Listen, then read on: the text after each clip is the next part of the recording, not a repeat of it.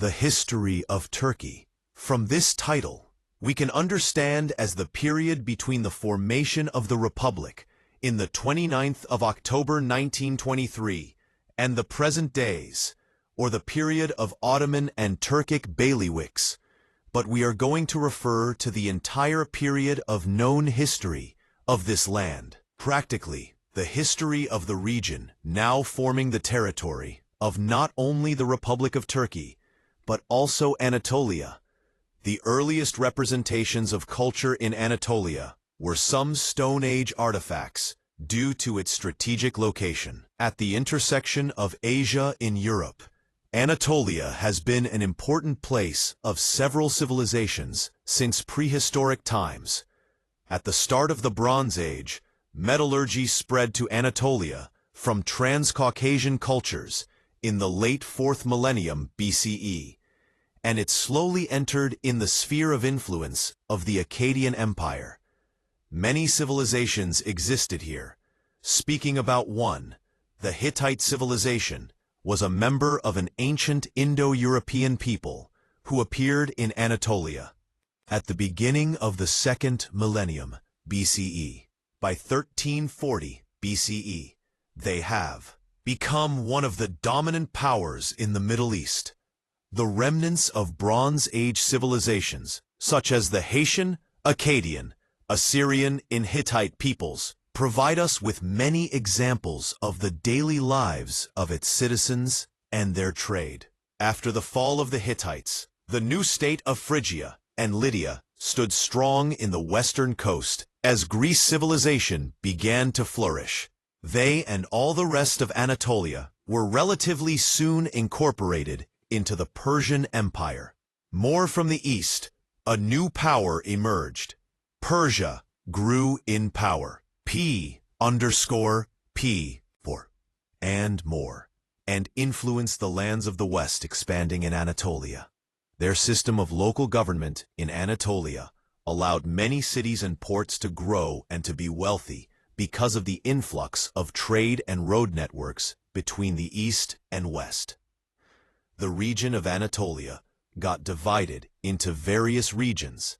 Satrapies ruled by satraps, governors appointed by the central Persian rulers. In the earliest 5th century BC, some of the Ionian cities under Persian rule revolted, which culminated into the Ionian Revolt. This revolt, after being easily suppressed by the Persians, led to the popular Greco-Persian Wars, one of the most known and crucial wars from the ancient history. This Greco-Persian War led to the more conflicts in Greek peninsula. Fights for power and influence happened, and a revenge sentiment mixed with good leadership led to the growth of Macedonian kingdom under Philip II and his son Alexander the Great, who gained control of the whole region and conquered Persia in successive battles. From this point, Anatolia was more and more influenced by the Hellenic world after Alexander's death. His conquests were split among several of his trusted generals.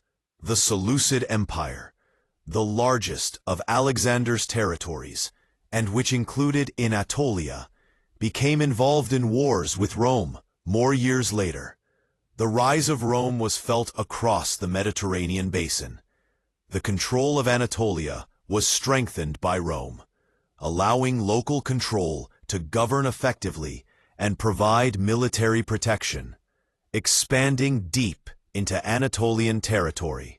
The territory here developed in Roman times due to the rise of instability in the empire and the permanent raids from foreign invaders in the 4th century AD. The Emperor Constantine the Great established a new administrative center at the city of Byzantium, called Constantinople, after his name, and by the end of the 4th century, the Roman Empire split into two parts: the western part, with Rome as its capital, in the eastern part, with Constantinople as its capital, an empire referred to by historians as the Byzantine Empire.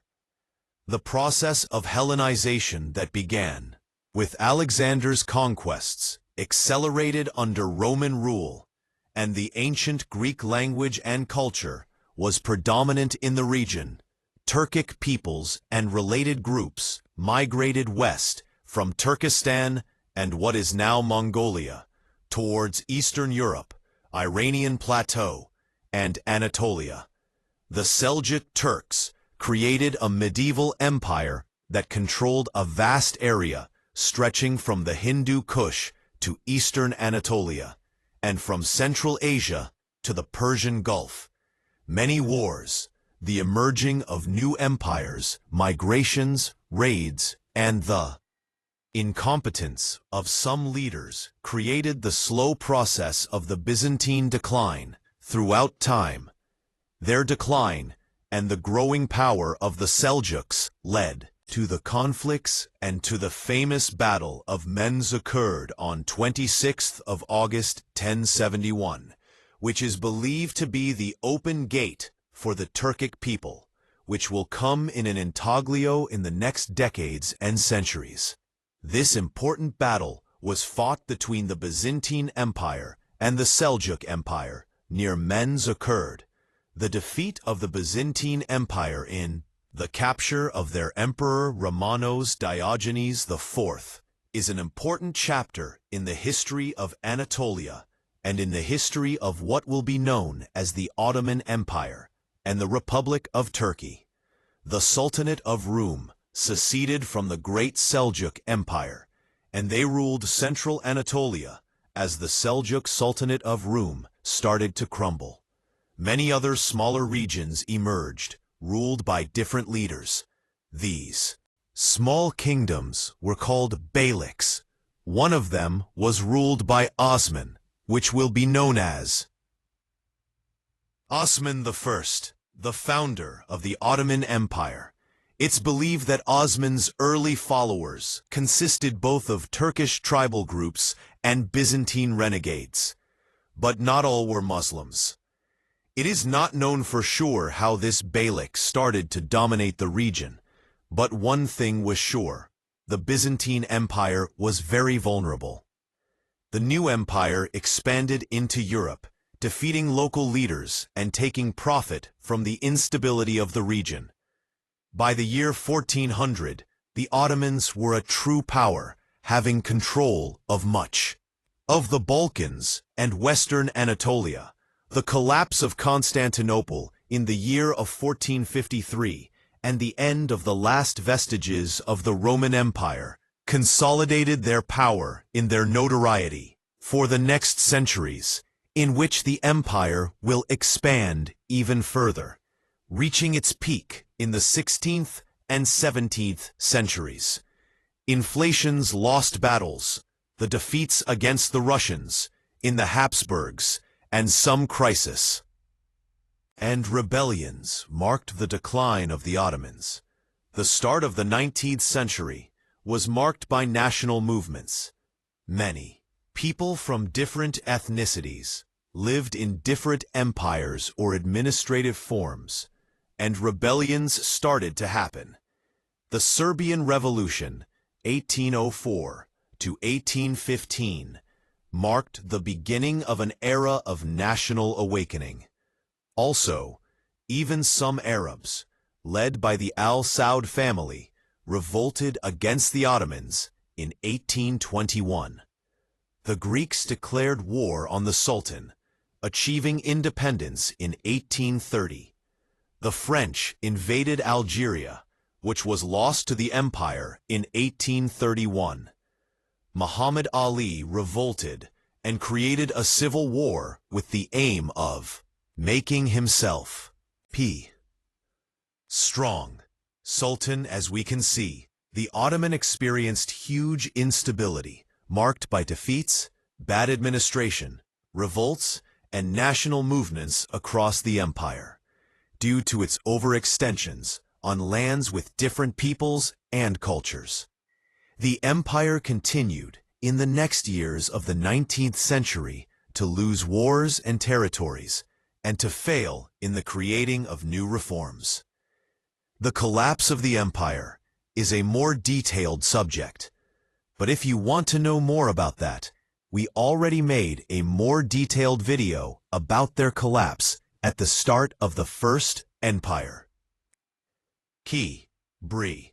World War. The Ottoman Empire was at its final days, joining the Central Powers in the conflict.